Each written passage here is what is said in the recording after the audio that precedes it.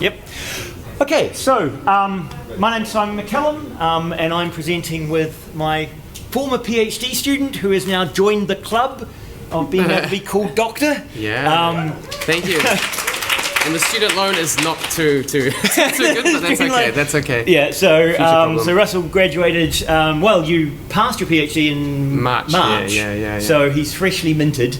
Had you actually gone through graduation yet? No. December. Yeah. Yeah. So he hasn't worn the funny red robes and the funny hats yet. So he's not quite there.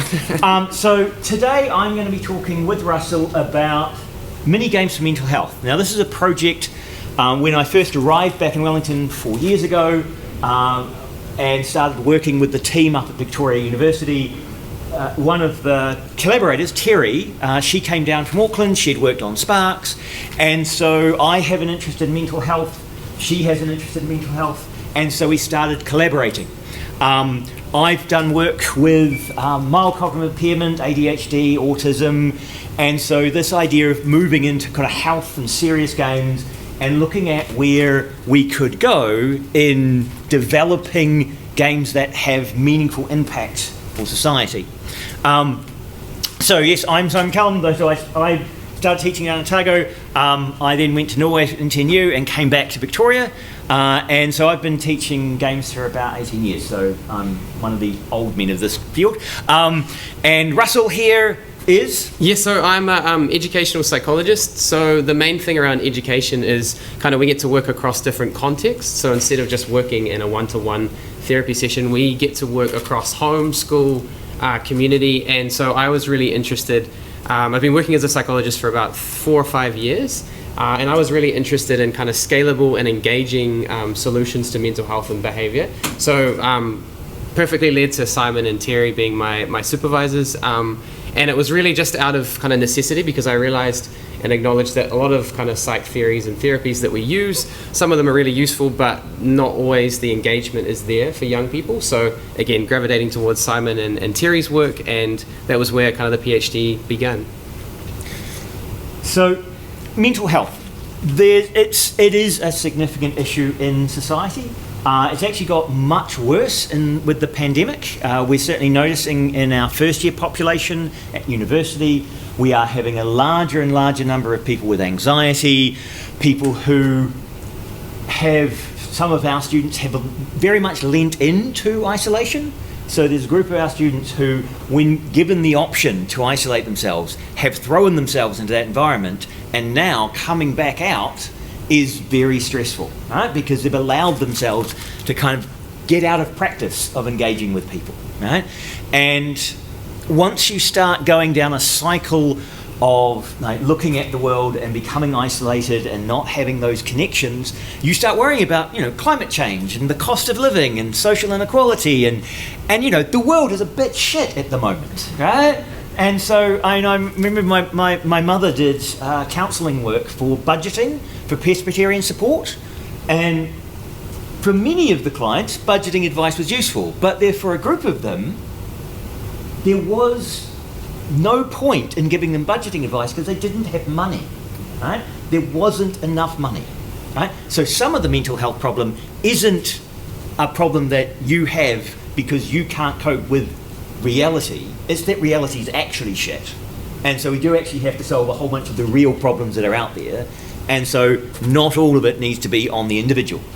However, right, it's going to take a long time to solve all of those problems. Right? So we also have to have tools that allow individuals to cope with their lives. And unfortunately, we can't clone Russell because it'd be great to have an extra 5,000 educational psychologists and being able to have them all in schools.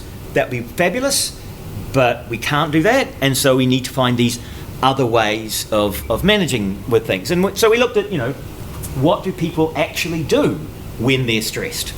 One of those is demand avoidance. This is quite common for some neurodiverse people, but isn't that unusual for most people, is that, when things get challenging, you try and avoid them, right? And so when you put people demands on you, you avoid them and you hide from those demands.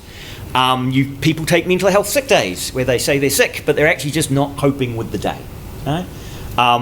And other people turn to substance and alcohol And though interestingly, young people are drinking less now than when I was a teenager. Right? From the Youth 2000 studies that Russell was part of, sexual behaviours, risky drinking behaviours, risky driving behaviours are a lot down. Unfortunately, mental health conditions are up.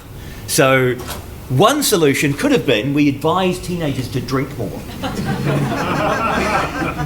That sounds like a good solution. Couldn't get research running for that, and a PhD on how to get teenagers to drink more. Not really going to work.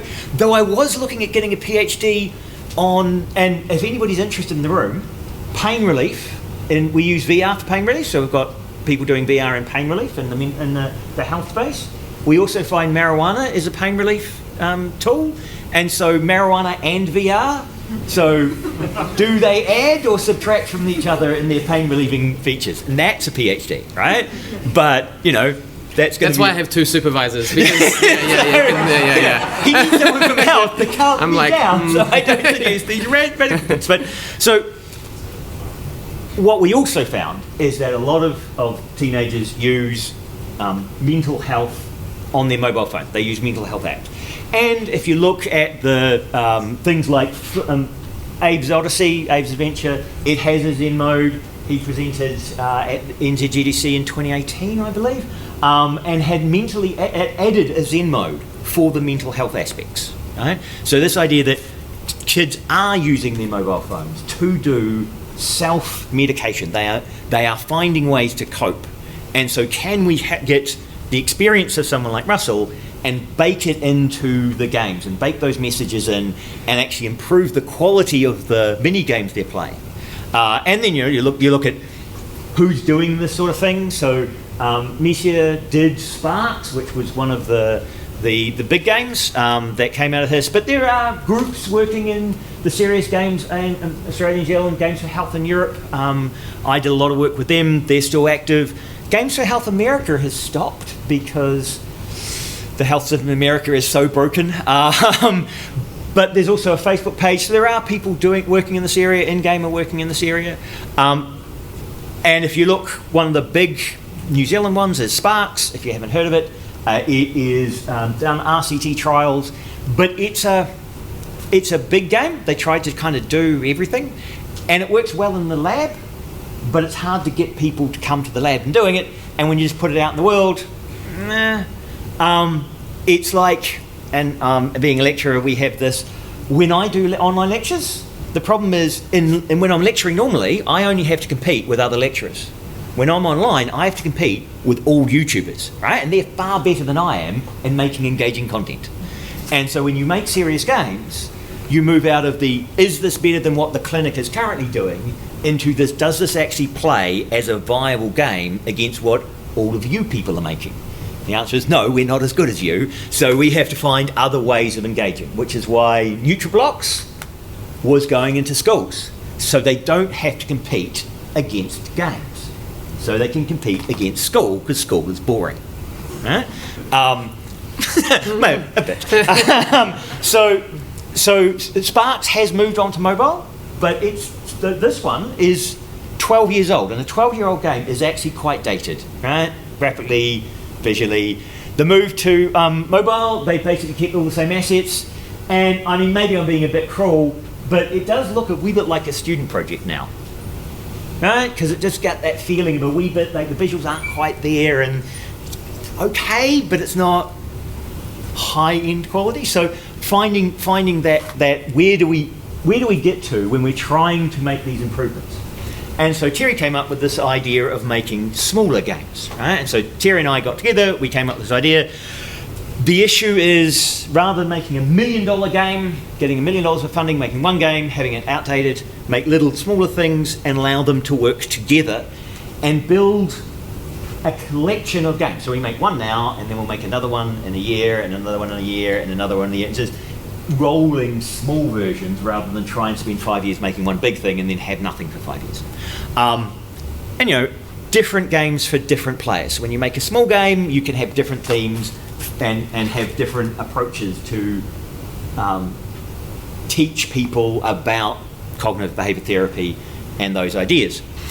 So the idea is to package mental health messages which require the games that people are willing to play, messaging that matters, which is partly Russell's job, and engagement with the community, which, given we're talking about mental health, when we go out to a school, it's really useful to have Russell because he's an ed psych, and I don't then have to worry that I'm going to trigger people and not have the mechanisms to deal with those disclosures, right? Because the moment you talk about mental health, someone's going to talk about sexual abuse, or someone's going to talk about violence in their home, and you need someone who can direct them, not just some crazy academic.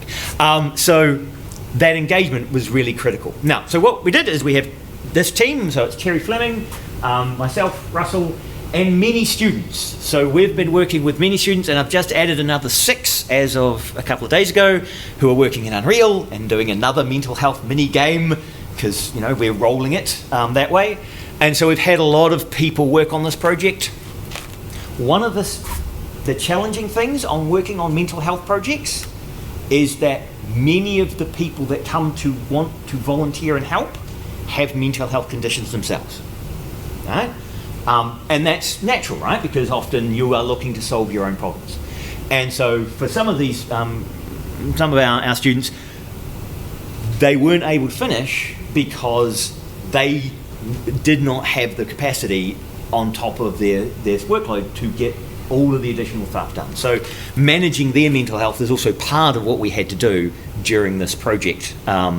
Now, I'll hand over to Russell to talk about Match Emoji. Yeah, and just kind of bridging as well on the last slide, I think it's so important to acknowledge the amount of people and the collaboration that took place with all of these kind of games. I mean, even Sparks, for example, went through quite a rigorous co-design process with Māori, with tikanga practices embedded within it. There were, game developers like yourselves and others. There were psychologists, there were psychiatrists. It's such a massive effort to be able to come together and collaborate on such a unique project, because everything needs to be ticked off, the psych principles need to be adhered to, and for me as well, just on the PhD journey, it's been such a massive learning curve. Even like code and JavaScript, I had no idea. When Simon tells me all these acronyms, they go completely over my head. So massive learning curve, and yeah, just acknowledging the amount of people that were involved. But yeah, so essentially what, like Simon was saying, we were kind of thinking like micro moments or micro interventions for micro moments, essentially. So instead of a one-to-one therapy session, which might involve 45 minutes to an hour face-to-face on a weekly basis, Sparks tried to do that, and it had some success, but we were kind of thinking, do young people really have that much time to dedicate to technology, like in one session, or a computer, or are they doing other sorts of things? So prime examples of TikTok, right, with the small, short attention span and just dipping in and out, I guess, essentially, of technology. So the first kind of phase was actually talking to young people about what they currently do and how they spend time on their phones. And even just kind of looking at the statistics, you could see that a lot of them were playing these kind of casual video games like Candy Crush and Bejeweled. And then we started to kind of ramp it up a little bit with the co-design and say kind of, hey, what do you guys think if we develop this casual video game and then we added some micro messages around mental health and kind of just subtle ways of being able to support their mental health. Perhaps they learn a few strategies, they can dip in and out of the sessions, they can play while they're on the bus, they can, it's very accessible. And then we started to kind of, the snowballing effect almost, it was kind of like, okay, so what are the barriers? And a lot of them mention ads, so the ads would pop up. Internet, for example, that was another barrier. And then as soon as the barriers were kind of created, we did more co-design with them, so small kind of workshops. And we said, what about instead of ads, we have these messages that pop up? Finding the right balance between a micro message mental health and not being too cheesy was really, really difficult. So you kind of go in there and say, you're not going to hurt our feelings. Is this message okay? And the great thing about young people is that they'll be brutal and honest. And so it was kind of a lot of feedback going back and forth, and they're like, Russ, this is shit. Like, we're not gonna ever do that technique. You've got to be more subtle, and it's got to be like, you don't even call the game mental health. It's more of a casual video game, and it's kind of a nice surprise to find, messages. So anyway, I guess in the research field, which is a little bit, can be a little bit too complicated, I feel, especially as a psychologist, it was kind of just figuring out what's that sweet spot between making sure it's kind of therapeutic and making sure it's engaging. So this was quite an untapped opportunity, I guess, so to speak, because one of the things that we did was a trial. So this is kind of just a few screenshots of the game, which is going to be refined again, like all of these kind of technology aspects. And what we found when we did a trial with around 45 young people is that they were really, really engaged in the game. So we kind of prescribed, to play 2 or 3 times a week for a few weeks, did some baseline mental health screening with them, then we followed up. And one of the big things was really engagement. So we know, according to the research, that when people download a mental health app or a mental health program, there's about a 90% dropout rate after 2 weeks. So it's quite hard. You've got a really fine window of opportunity to engage them and then also develop some strategies and support them. So even after follow-ups of 4 and 6 weeks, there was still kind of 60 to 70% engagement. So kind of tick 1 was great. They seem to be using this game. They seem to like it. There was also some kind of general improvements in mental health. And the good thing is we also didn't frame it as a treatment, because we want to stay away from that word, and we also want to make sure that we're not trying to diagnose or alleviate symptoms. It's kind of more in the mild to moderate range. So the kind of target audience is those who are interested in mental health and would like to know a little bit more about it, but not so much on one spectrum that they're using it instead of maybe seeing a psychologist or a psychiatrist. And on the other end, it's not just someone that isn't interested in mental health. It's kind of finding that sweet spot. And interrupt. Yeah. It is available on Apple and iOS and Android, right? So you can download it. It is a game. It is playable. So match Emoji. You can go to that website, or you can go to the Play Store and you can find it and play it and give us feedback. Absolutely, and that's the feedback is essential. Like it wouldn't have developed into this project if we didn't have the feedback, and that was again why it was really nice working with young people. We also found that even when you think about adolescents from say 10 to 19 years of age, there's also these kind of subgroups along the way, and we found that older adolescents, say 17 to 18, they were like, this is so childish, I'm never going to play it. And then 10-year-olds were kind of like, oh, what's a game, or even what's mental health kind of thing. So it was kind of more the 12 to 15-year-olds that we found were really kind of engaged in the game. And so some kind of implications for this work were making sure that when we're designing games for mental health, we have a specific kind of target population. We try and use things that they're already doing. So TikTok or, how do youth actually spend time and build upon that, rather than trying to develop a psychological therapy and then chuck it into a game where no one's actually going to use it. That was kind of like a little bit about my research, and I'll hand over to Simon. So, as we said, lots of play testing with out in schools, going and seeing schools. We visited multiple schools. We do a presentation about the concepts, and we do in-person interviews. We get the kids to play them. We do those trials. One of the things is we also found that the kids would say they wanted to change things about the games, right? It was like that customization, the wanting to update the game was something they'd keep saying that, oh, I'd like to be able to do this. Oh, I'd like to be able to do this, right? Basically, everyone's a mini game designer when you're a teenager, right? I mean, they're right to get them into this audience, right? But because you play a lot, you want to improve things.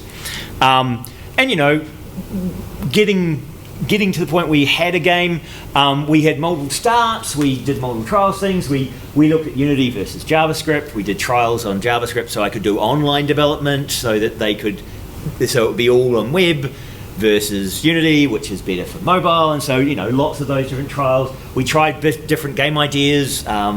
It was suggested I should do a trebuchet game at one point, which I'll probably have to do in the future at some point.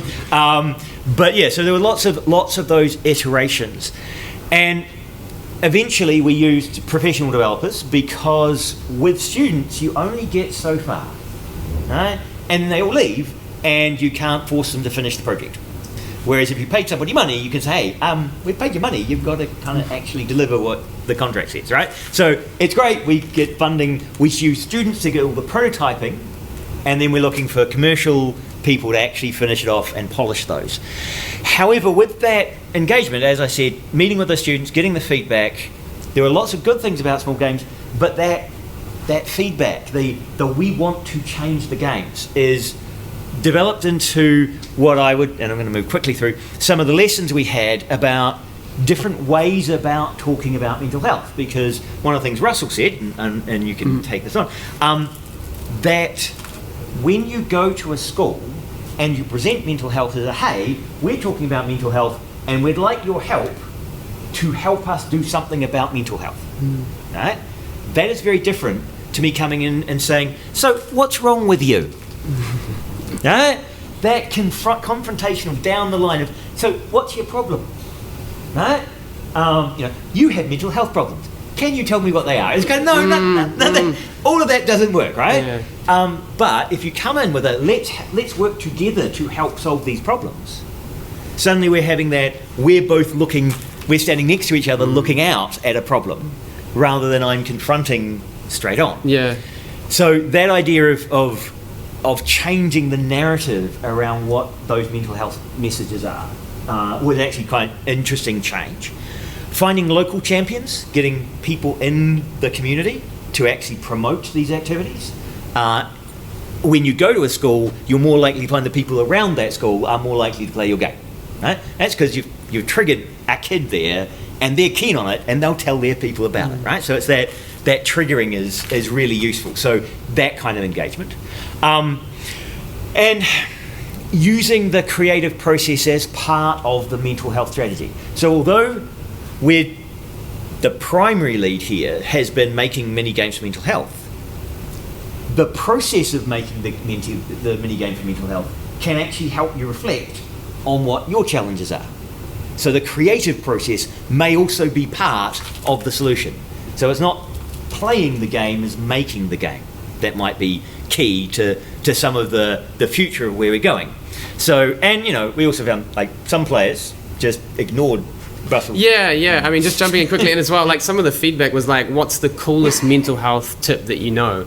And I feel like for a young person to say that's A, like acknowledging that it's okay to talk about mental health, and B, it's actually asking for support, but it's also done in a context where their friends were around them as well. So there was like 8 of us on the table, and then we just kind of chucked some ideas around like centering or grounding, or like they were talking about, I had this difficult thought, and one of the parts of the game is kind of learning to accept challenging thoughts and how it's normal to have these kind of things, and it was just such a rich discussion that, like, even aside from making and creating the game with them, it was like a nice opportunity for that young person to kind of normalize their thoughts and their feelings, and I think that's kind of therapeutic in itself.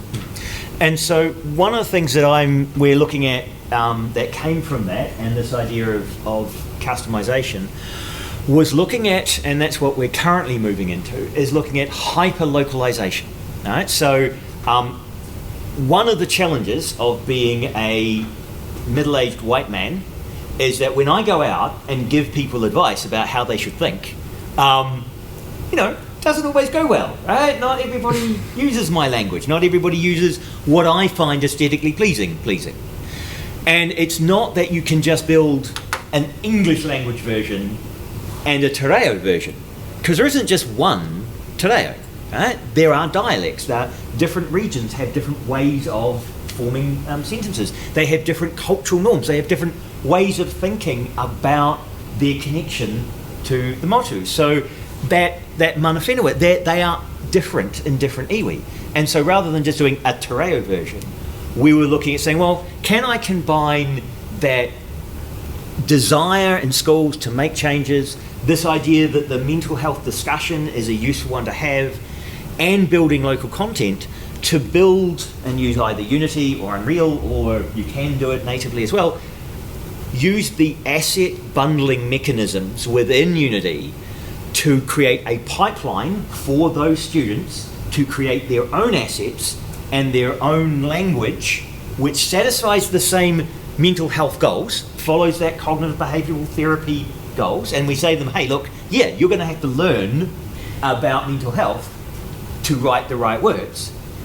Create an asset bundle, build that in, and then give that back to those students and say, this is your version of the game. You share it with your community. Right? So it's a hyper-localized version just for that group, not for all people who speak this way. And then they have the option of either saying, yeah, I want it to be generally available, or no, that's going to be just a password special download for my friends, right? So it's a, if I give it to you, you can have it, but I don't want it sold around the world. Keeping that control of the intellectual property. So this idea and I've got a student we're actually in the process of taking Emoji and building that pipeline and making sure our asset pipeline works smoothly into the asset bundling and downloading those asset bundles. And so what we're looking at doing is we're going to continue working with students. As I said, I've got another 6 starting now.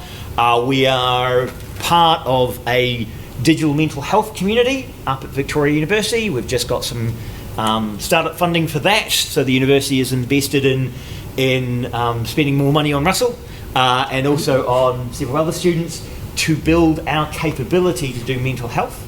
And we're looking to then get government funding to hire people in this room to help us finish some of these concepts, right? To get them actually from how students building things and testing things, and then start looking at what other game mechanics we can take out to communities and say, okay, here's a game, you build your assets, you build your language around it. And that leads to one of those final things and final thoughts is funding is always a challenge in this area. So sustainability and health funding, if you are a small indie company wanting to do mental health games, that's really challenging because you've got a massive amount of bureaucracy to get through to get to any of the funding mechanisms. So if you're interested in working in mental health, then partnering with groups like Victoria or Otago or Auckland, finding a university, we can help with acquiring some of that funding. It's actually one of the things Terry's best at, is she gets a huge amount of funding for all the projects she does. But the idea of working with researchers and making sure that you've got that diverse team and building these engaging, interactive, hyper-local mini experiences to take expertise that Brussels has and actually get it out to the community is what we're doing. So, any questions? But if anyone has any questions, there's a mic up the front there, or I can pass it around, I think. So I thought we'd give you a couple of minutes for questions. Didn't use all the time. Oh, we've got a couple of questions. Excellent. Kia ora, love all this.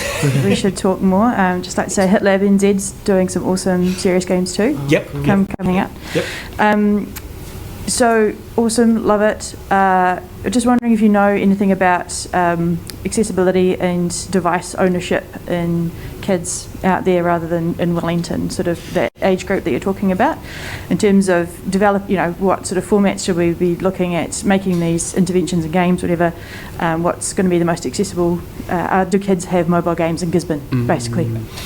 So we have some data on that. So what we found is that that's partly why I've been pushing on Android quite hard, because kids are more likely to have a cheap Android phone than they are an iPhone. And so although iPhone is the kind of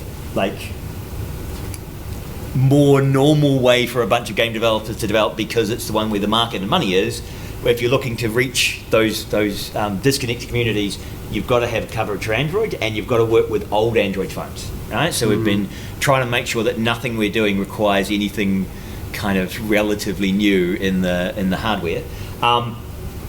We moved to phones rather than computers because people didn't have computers. So in Wellington, all of the kids in Wellington, we could give them computer games. That's great, but no, you're more likely to get access to a cheap, dirty Android phone than you are a laptop or a computer. And if you do, you're going to have to use a laptop and computer for your remote schooling time. So with COVID, if there was a machine in a home, it got used by by the parents or by other kids. There was certainly no free time on it, right? Whereas they do have the $30, $60 Android phones, and so that was definitely an issue. In terms of accessibility, we've tried to make sure that it fits the same as the other match 3 games, right? And so we check colours and we check those sort of things. So we do treat that seriously, and yeah, it's partly why we went with Android as a key developer. I don't have any on the app at the moment, but if you're, go ahead. Yeah, but if anyone's not comfortable with speaking in front, you can use the Identity app and ask questions in there, and I'll read them out. Mine's about accessibility as well, but it's accessibility to do with learning differences. So how are you guys ensuring that people with learning differences like dyslexia and things like that are still able to access these really important resources? So interesting, my son got a dyslexia diagnosis earlier this year, and I've been using him as part of the testing. so I've also tested it on him. So I have been testing with my own in-house child with dyslexia. Certainly learning disabilities, and that's one of those things around the messaging, why that hyper-local is something that we might have to have, one which is the messaging is done by people with dyslexia, because you don't want that wall of text, you want to make sure the language fits. And I'm not sure that I'm the right person to make that decision. I think that community is much better at making the decision. And so, that's why I'm looking for that kind of pipeline where we can take away my control over the words and the language and muscle control and give it over to other people. My daughter has autism as well, so I've got a very neurodiverse family, so neurodiversity is something we are looking at seriously, and there's a bunch of stuff I'd like to do around education and neurodiversity as well. So but that's a whole nother talk. Actually, speaking more to the hyperlocalization, can you talk a little bit about the methods that people gravitated to or found the most effective that were not just language based? So you're meaning, so when you go out, so you're not talking about the technical bits of hyperlocalization, you're saying that when you go to them and you say, hey, how would you translate this concept into your community, right? So, instead of just the language, what other aspects? Yeah, like images and things like that, right? Yeah. So for Match Emoji, we're using emojis, and so that cartoon style emoji. So what we're doing now is going out and saying, redraw this in your own way, right? In your own art style, and what looks like a negative thing to you, right? So we hadn't actually gone quite as far as I think you're suggesting, which is open slather. How would you translate this into? I'd rather do things with poi, or I'd rather do rhythm games, right? Because rhythm games are also really good for mental health because they can help you rethink things, and they use both sides of the brain. So there's a lot of cool things in that space. But that is kind of outside of what we were doing here, which we were only giving them the language and those visual assets to be playing with, right? So, and that's what you can do in the bundling systems in Android and iOS, is that allow you to do asset bundles, and the localization bundles are images and text. And so you can build those bundles and have them download and have a different look. But once you start changing the mechanics, then they want you to pay, they want you to have a new version, and then you've got to go through approvals, and so you've got to kind of so we were treating that quite closely to what we can do in the app. I don't know what. Sorry, jumping in quickly as well. Like even some discussions down in Kapiti, for example, with some of the kids, a lot of them were talking about Kapiti Island and how like the whenua, the land, is really important to them. So some of them were kind of doing little drawings of Kapiti Island, and we were thinking, how could we include that in the localization of the game? Or some of the cloud structures, or some things that kind of like anchored them, or that they associated like almost a good feeling or grounding feeling with the specific part of the game, so that when they're playing the game, there's kind of that subtle way of being able to connect the feelings to the game as well. And also just acknowledging the two important considerations as well around accessibility. Even in some of the co-design workshops in Horowhenua and Kapiti, some of them were kind of concerned about the data usage and how they couldn't actually download, a couple of them couldn't download the game because they hadn't downloaded the latest software. So those are really important considerations, especially when we think of like equitable outcomes for young people as well. So that was kind of something we're kind of discussing and thinking, how can we get around those barriers? And I think Simon was also talking about connecting it to the curriculum, so that if they're going into a class and a curriculum-based activity, maybe the Ministry of Education can kind of support to make sure that they have the resources to be able to connect to the game as well, so that it's not disadvantaging some kids from maybe lower socioeconomic status areas. This is not so much a question, but maybe a little bit of help. So, Simon, we've met before because my interaction is health, gaming and education. So the government is giving free internet access to Mirais, and then you get your free cell phones and that sort of thing, so you might want to hook in with that. Cool. So I've got long COVID and it's affecting my breath, but anyway. So the government is giving free access to the Mirais, because I work a lot with Northland. So you might want to hook into that with your collective impact that you're trying to do with social change. We've started the other way, where we started with our clinical psychologists, and then we were building up to psych help, because what we've found, particularly in Northland with a high suicide rate, if you don't start with a clinical underpinning everything before you bring in that education, it's really risky. Oh, sorry, my heart's affected by long COVID and my breath's short. So long story short, if you're resourcing poor with interactivity, the government will help out, especially with the Mirais and the cell phone, so that doesn't become an issue. That's not really a barrier. So anyway, just want to let you know that, because it is an easy problem to solve. Yeah, so part of my advice to the group here is also link in with things like education. If you want to do mental health stuff, we can work on some of that. And yes, we said there is health funding, but it's hard to get as well. So during the health reforms, absolutely. Yeah. But that's the part of our job as universities, is to facilitate that connection. So not only are we wanting to use some of that money to hire game developers to make sure that these are good when we get the final product, but also if you need help to try and access health funding, then work with us and we can try and find you ways of achieving your interests in mental health as well. Okay, thank you very much. Thank you.